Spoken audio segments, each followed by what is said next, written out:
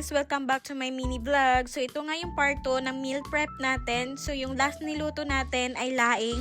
Ang next naman ay adobong labong with chicken. So igisa muna natin yung chicken guys. Kapag masarap to, deserve ko ng follow nyo. Pero kapag hindi, ay sisihin natin ang manok. Hindi ang cook. Ay huy! Charot! So nigisa ko talaga siya ng medyo brown na at tuyo na talaga para mawala yung lansa ng chicken. At lagyan ng black pepper, konting water, at syempre mikos-mikos.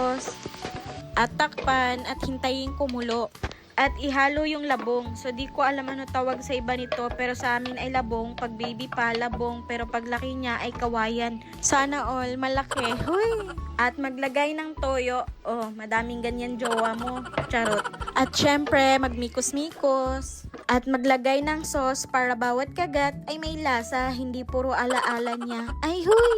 At maglagay ng kaunting asin at kaunting asukal para mag-balance ang lasa. At ayan, luto na siya guys. Alam nyo ba, pag mali ang paglinis ng labong ay mapait ang ending. Parang love life nyo, akala mo siya na pero mapait pala sa huli. Huy! Charot, iba pala yun. So, yan lang buong gabi kinaya kong lutuin guys. 2 ulam pa lang niluto ko pero parang 10 na. Ganito pala pag mga trintahin, may mga sumasakit na. So, ayan guys, niready ko na yung mga ulam na niluto ko. Nilagay ko na sa mga food container. Ilalagay ko kasi yan sa freezer.